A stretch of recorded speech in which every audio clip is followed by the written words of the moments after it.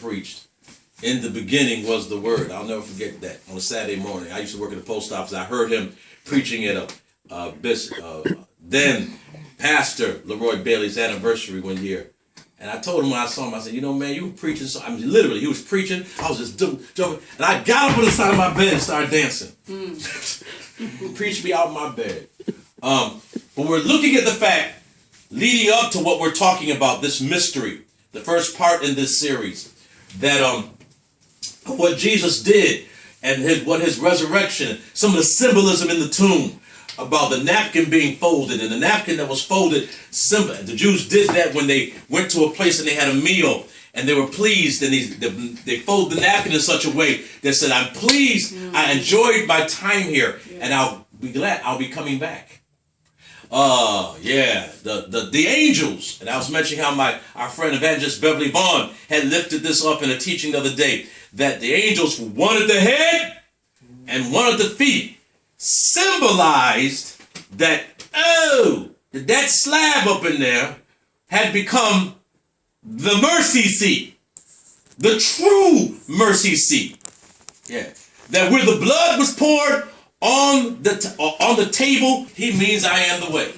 And he uses an idiom when he says seven times in the Gospel of John. He uses an autobiographical statement. He says what? "I am the what? The bread of what? Life." He says, "I am the bread of life. I am the light of what? The world. I am the what? The good shepherd. I am what? A door? The door. The door. Yeah. Oh, yes. Yeah. He says, "I am the door." He says, he says, I am the bread of life. I am the bread of life. I am the light of the world. I am the door. I am the good shepherd. He says also, "I am the resurrection," what, and? The life. The life. He says, "I am the what? The vine." The true vine. And ye are the what? Branches. And I'm saying it out of order, but I do it purposely whenever I do it. Then he says in John 14, he says, "I am the what? The way. The way, the what? The truth, and the life." Okay, now, write this down. When he says, "I am," praise his holy name. And this is his answer. As when Moses said, "Who shall I say sent me?" The great I am. He says, "Tell him I am." He says, "I am." That I am. Yeah. Now, I didn't say this afternoon, but I'm saying it now. The Lord forbade us to make any graven image of him, right? And any idol. Do you know why he did? We wouldn't worship it. So we wouldn't worship it. Right. What's another reason? Let me ask you, somebody's on the phone. Tell me, when you think about Jesus, give me the description of the first thing that comes to your mind.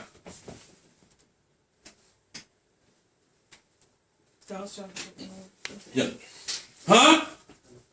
An image on. No. When you think about Jesus, give me a representation. What do you see? Visually, what do you see? When I say G. Huh? No, when I say the name Jesus, just what's the first image that comes to mind? I ain't beating you up there. I just want to hear I'm trying to gauge you. When I say the name Jesus, what's the first image that comes to mind? The first word that comes to mind is Jesus Christ. I ain't say word. I said image. Okay. What do you see?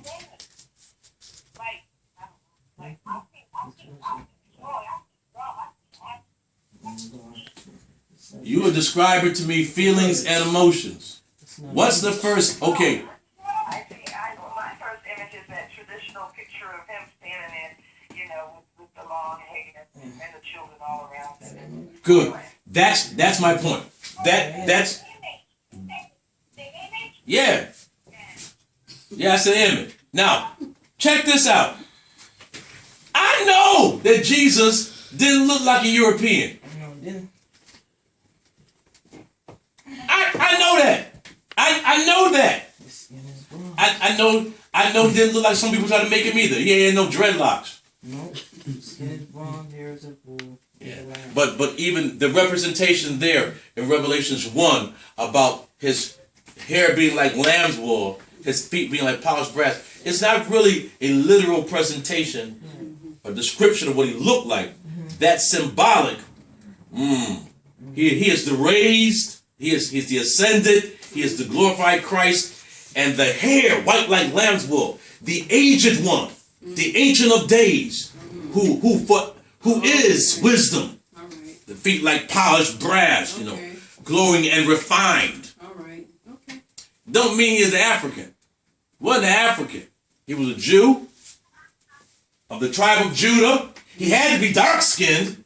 And why did he have to be darker skinned? Because his parents hid him in Egypt and he had to blend in. Parents hid him in Egypt. When Herod was going after the infants, Yeah. and he was killing every male child 2 years and under when he was born, when the Magi didn't return, they were warned to go another way when they went to worship him and give him gifts, and all of a sudden they went another way. Herod knew he had been duped. He said, "I'll get him." He went killing everything, but the Lord told Joseph in a dream, "Go into Egypt." Now, please don't believe what Cecil B. DeMille said.